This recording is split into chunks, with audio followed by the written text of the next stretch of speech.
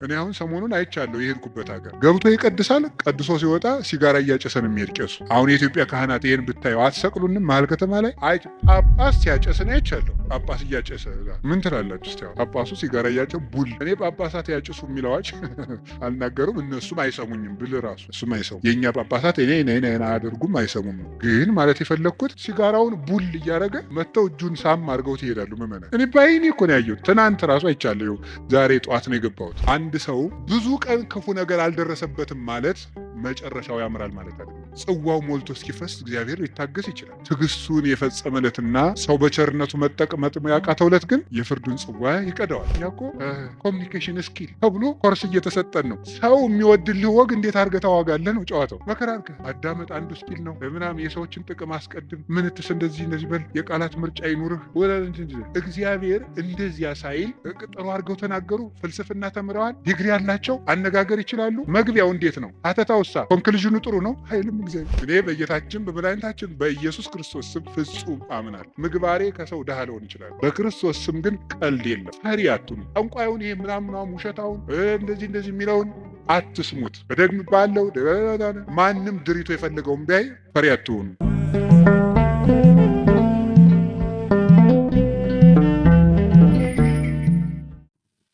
በስመ አብ ወወልድ ወመንፈስ ቅዱስ አሐዱ አምላክ። በስመ አብ ወወልድ ወመንፈስ ቅዱስ አሐዱ አምላክ። በስመ አብ ወወልድ ወመንፈስ ቅዱስ አሐዱ አምላክ አሜን። ይትባረክ እግዚአብሔር አምላከ አበዊነ ቅዱሳን ዘሰባህ ምህረቱ በላዕሌነ። ምህረቱን ቸርነቱን ይቅርታውን በሕይወታችን ላይ ያጸናልን የአባቶቻችን ፈጣሪ የእኛም ፈጣሪያችን እግዚአብሔር ላደረገልን በልቡናችን አስበን በአንደበታችን ተናግረን ስለማንፈጽመው ቸርነቱ ሁሉ ስሙ የተመሰገነ ይሁን።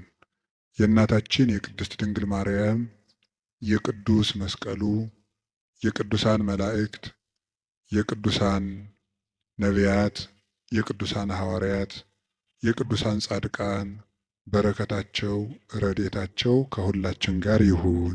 የእግዚአብሔር ቤተሰቦች ሁላችሁ አሁን ዘመኑ በፈጠረው በማስተላለፊያ መንገድ በሌላም ቦታ ሆናችሁ የእግዚአብሔርን ቃል የምትሰሙ ምእመናን ሁላችሁም ክርስቶስ ተንሥአ እሙታን አሰሮ ለሰይጣን ሰላም ኮነ። ሰላምን የሰጠን አምላክ ክብር ምስጋና ይግባው። በመካከላችን ተገኝቶ እንዲያስተምረን ቅዱስ ፈቃዱ ይሁን። አፈቅረከ እግዚኦ በኃይሌ፣ ጉልበቴ ሆይ እወድሃለሁ በሚል ርዕስ ነው የምንማማረው።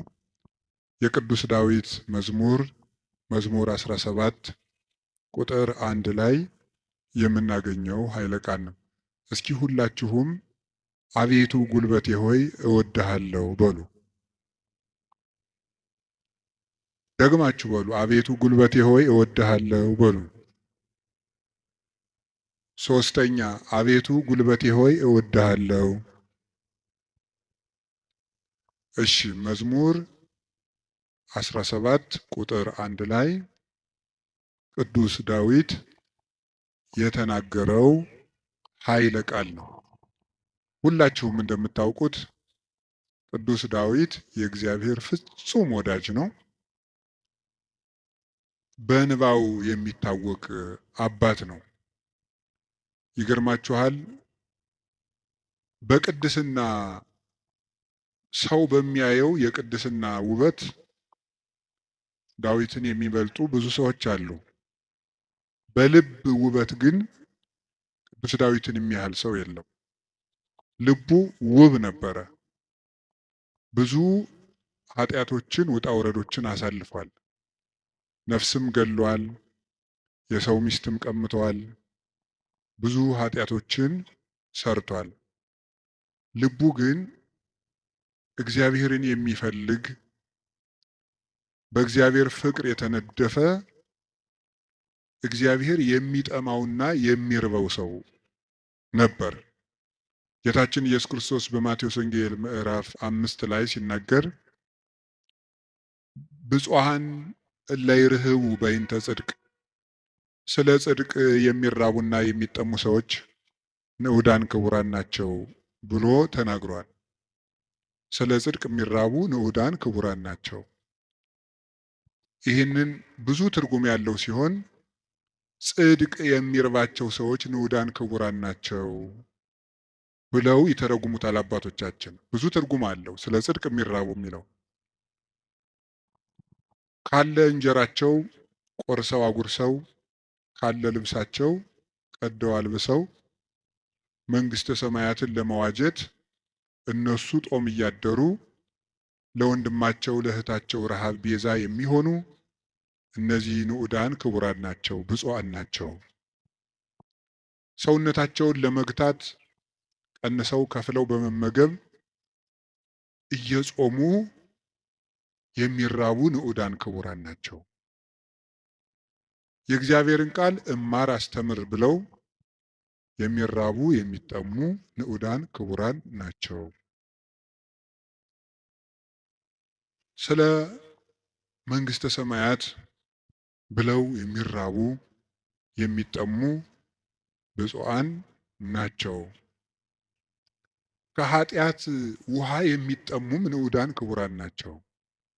ከኃጢአት እንጀራ የተራቡም ከዚያ ነፃ የሆነ ሰውነት ያላቸው ንዑዳን ክቡራን ናቸው። የመጨረሻው ግን ጽድቅ ራሱ የሚርባቸው ሰዎች ንዑዳን ክቡራን ናቸው። ጽድቅ የሚርባቸው ሰዎች ንዑዳን ክቡራን ናቸው። አንድ ሰው በደህና ሰንብቶ ምግብ አልበላም የሚል ከሆነ በእርግጥ ሰውየው እንደታመመ በዚያ እንጠረጥራለን። አሞት የሰነበተ ሰው ደግሞ ምግብ አቅምሱኝ ማለት ሲጀምር እየዳነ እንደሆነ በዚህ እንረዳለን። ጽድቅ የሚርበው ሰው ነፍሱ ጤነኛ ናት።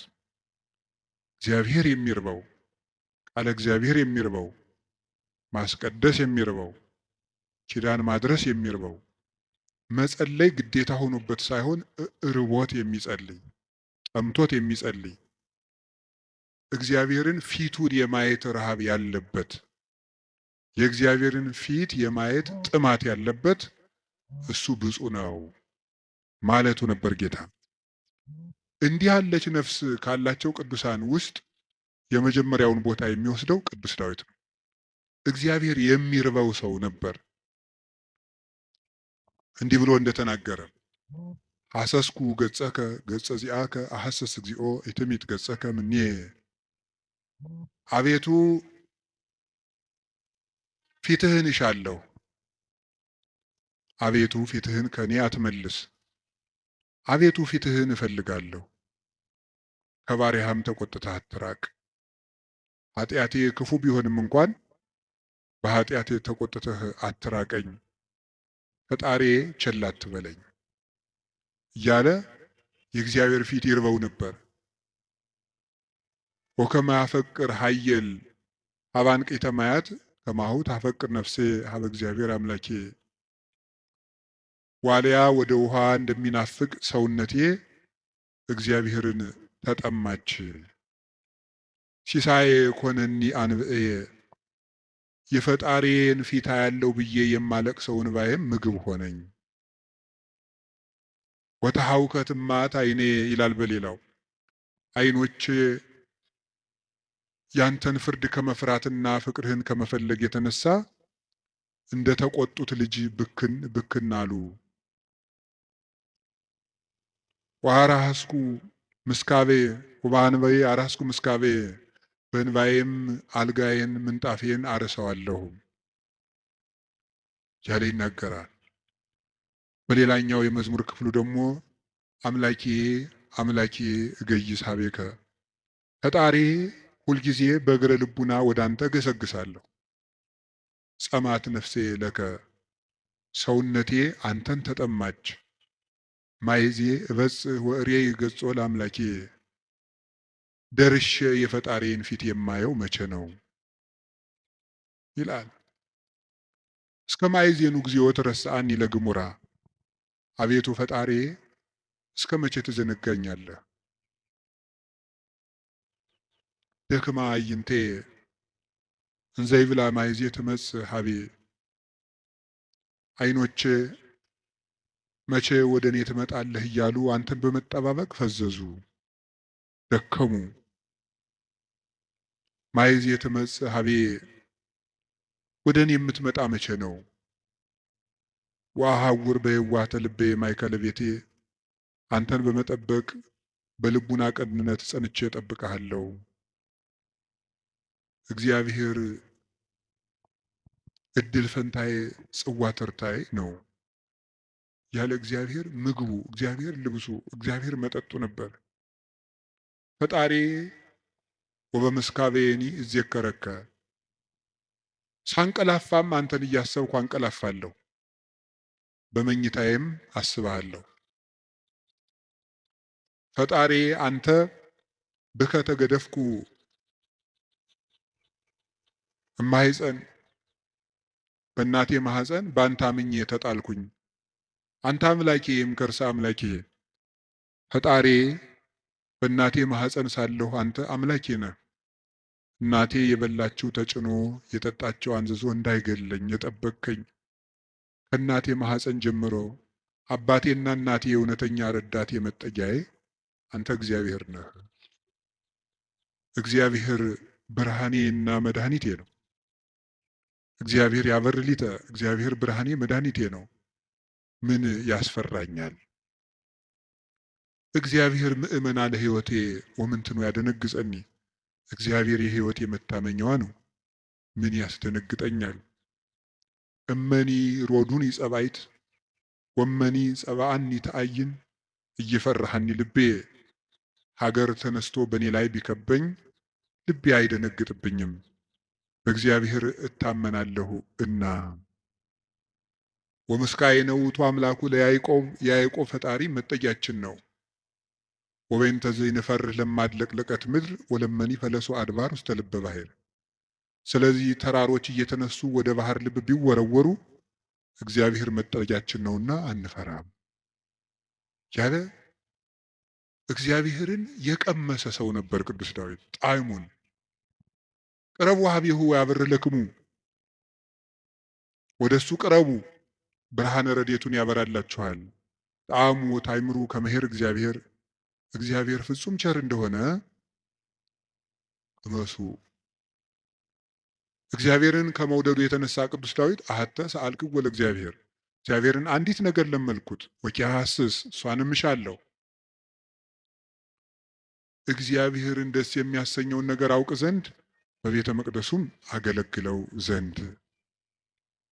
ቅዱስ ዳዊት እግዚአብሔርን ከመውደዱ የተነሳ ለእግዚአብሔር ልጅ ብቻ ሳይሆን ጉድፍ ሆኖ መጣልን ሳይቀር ይወድ ነበር። ጥቀ ፍቁር አብያቲከ እግዚኦ እግዚእ ኃያላን፣ ተፈሳሐት ነፍሴ በአፍቅሮ አይጻዳቲከ። የኃያላን መላእክት ፈጣሪ እግዚአብሔር ሆይ ማደሪያዎችህ ቤተ መቅደሶችህ እንደምን የተወደዱ ናቸው። ሰውነቴ ቤተ መቅደስን በመውደድ ደስ አላት። አብደርኩ እትገደፍ ውስተ ቤተ እግዚአብሔር ምንበር ውስተ ቤተ ኃጥአን፣ በኃጥአን ድንኳን ቤት አዳራሽ ተመችቶኝ ከሚኖር በእግዚአብሔር ቤት ብጣል እንኳ ደስ ይለኛል ይላል ቅዱስ ዳዊት። እግዚአብሔርን አመስግኖ የማያልቅበት ነው። በተስፋ ባሕቲትከ አኅደርከኒ፣ በአንተ አለኝታ አንተ ብቻ ባለኝታ አሳደርከኝ። በአንተ አምኜ እሰክም ወነውም፣ ዓይኖቼንም በአንተ አምኜ ከድናቸዋለሁ። ስነሳም አንተን አምኜ እነሳለሁ እያለ ልቡን በእግዚአብሔር የጣለ እግዚአብሔርን የሚወድ ሰው፣ የእግዚአብሔር ልብ የፈሰሰለት ሰው ነበረ። እንደ አባት ሲቆጣው ብክን ብሎ የሚደነግጥ፣ በፍቅሩ የተነደፈ ርኅሩህ፣ ጠላቶቹንም ስለ እግዚአብሔር ብሎ የሚወድ የጌታችን የኢየሱስ ክርስቶስ ወንጌል ምልክት የነበረ አባት ነው ቅዱስ ዳዊት። ለዚህ ነው የዳዊት መዝሙር በተዘመረበት አጋንንት የሚደነግጡት፣ ልብ ሰላም የሚያገኘው።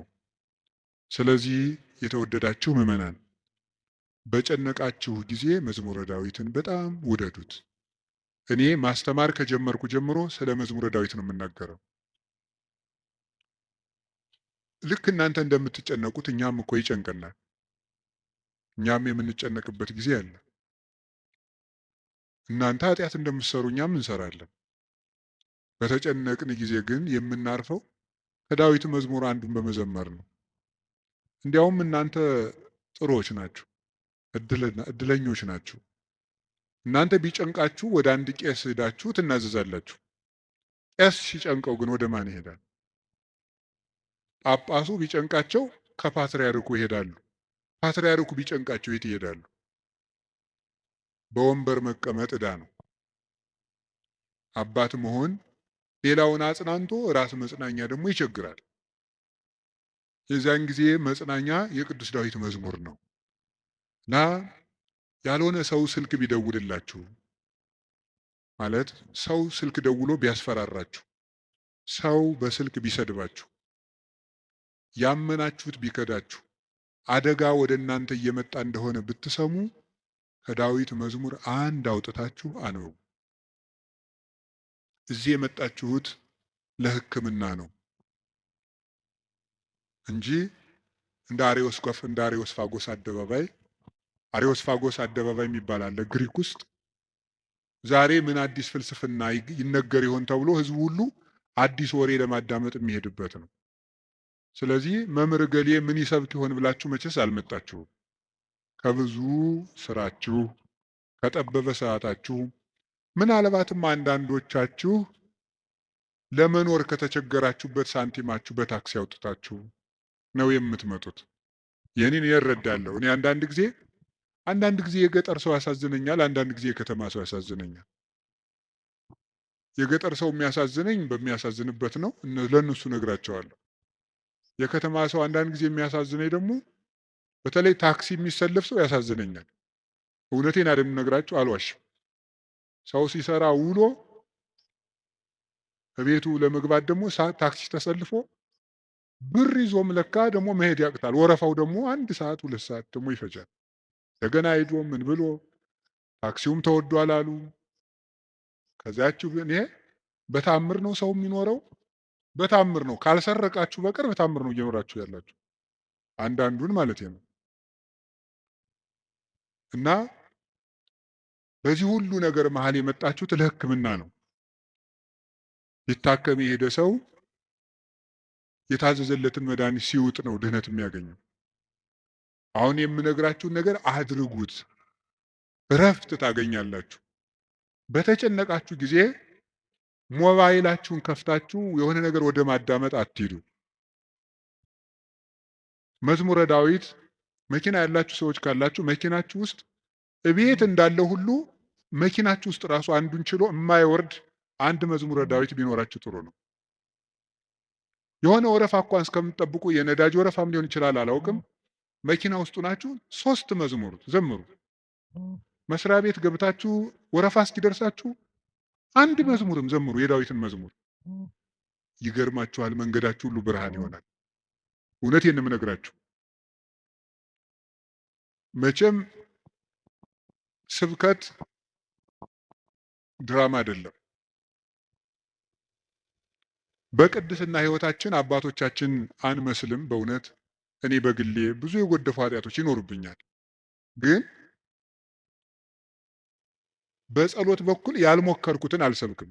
ስለዚህ መዝሙረ ዳዊት አጽናንቶኝ ነው እንጂ የምናገረው ያነበብኩትን አይደለም የምናገረው። የሆነውን ነው የምነግራችሁ። ይጠቅማቸዋል። መዝሙረ ዳዊት አንብቡ። ሰው ላይ አትጠጉ፣ በሰውም አትሸበሩ። እግዚአብሔር ክንድ ላይ እረፉ። ያንን ደግሞ የሚሆነው መዝሙረ ዳዊት ስታነቡ ነው። ዘምሩ። የዳዊት ሲጨንቃችሁም መዝሙረ ዳዊት አንቡ፣ ደስ ሲላችሁም አንብቡ። እግዚአብሔር ደስ ሲለን እሱን